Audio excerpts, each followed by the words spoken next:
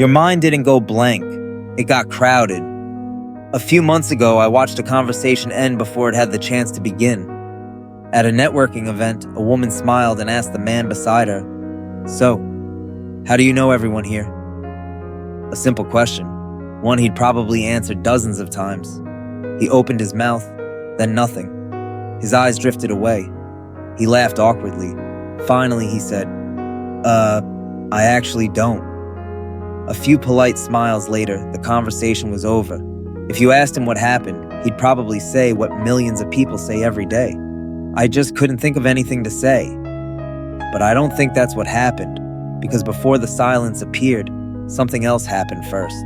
His brain wasn't looking for words, it was judging them. "That sounds stupid." "No, that's boring." "Don't say that." By the time he finally spoke, he hadn't run out of ideas. He'd edited most of them away. And that's the strange paradox almost nobody talks about. Most awkward conversations don't happen because your mind is empty.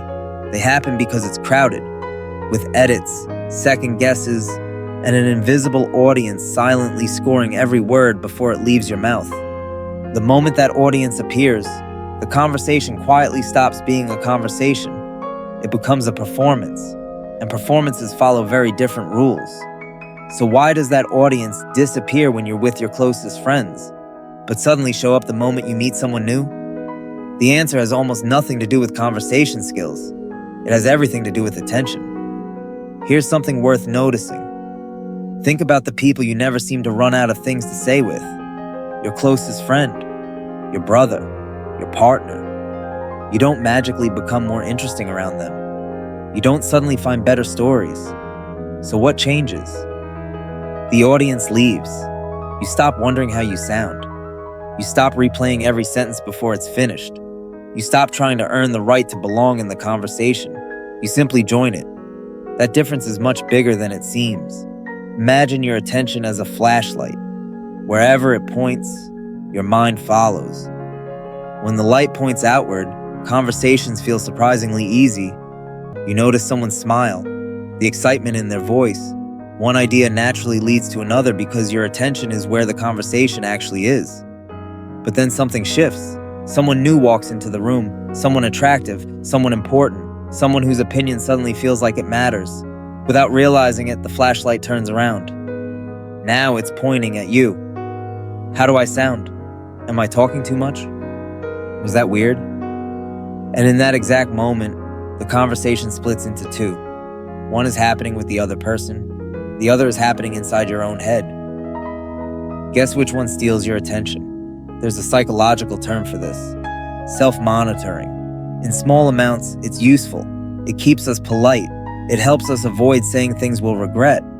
But when it becomes too strong, it starts competing with the conversation itself. Your brain has limited attention. Every second spent judging yourself is one less second spent noticing someone else. That's why curiosity matters so much.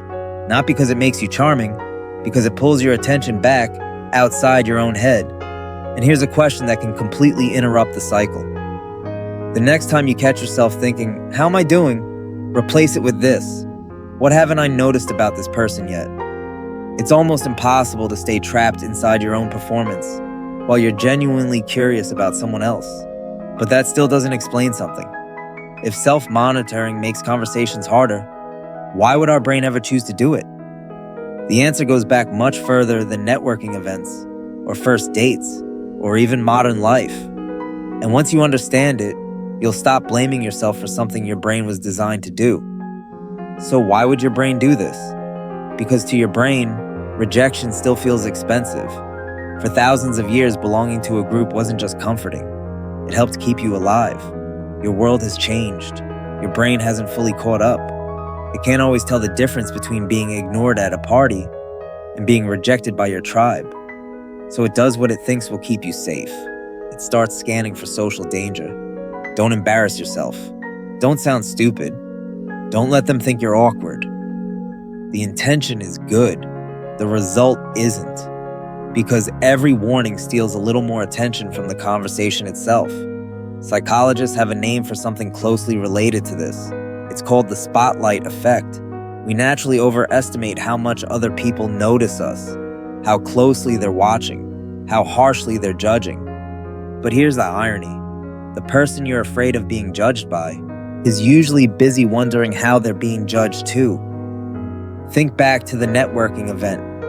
Let's freeze that moment. The man is thinking, I hope I don't sound awkward. Now imagine the woman's thoughts. Maybe that was a strange question. I hope I'm not making this uncomfortable. Two people, standing a few feet apart, each convinced the other is evaluating them, when in reality, both are mostly evaluating themselves. That's the invisible audience, not a room full of critics, just two people, both trapped inside their own heads. The moment you realize that, something changes. You stop trying to impress, and you start trying to understand. Here's the shift that matters. The goal of a conversation was never to prove your value. It was to discover another human being. The moment you stop treating every conversation like an audition, you stop looking for perfect answers. You start looking for real ones. And real answers are almost always easier to find. But understanding this still isn't enough, because insight disappears the moment anxiety shows up. So how do you actually break the pattern when your mind starts performing again? That's where one tiny habit changes everything. Understanding the pattern is one thing. Breaking it in real time is another. The next time you catch yourself thinking, how do I sound? Don't try to silence that thought. Just don't follow it. Instead, ask yourself one different question. What's interesting about this person? Not because it's a clever conversation trick, because it's an attention shift. And attention changes behavior faster than willpower ever does. The moment you're genuinely curious, your brain quietly stops interviewing you and starts listening to them. Imagine someone says, I finally adopted a dog. In less than a second, 3 conversations begin. The first happens with them. What kind of dog? The second happens with your memories. I've always wanted one. The third happens inside your head. Don't say that. That's boring.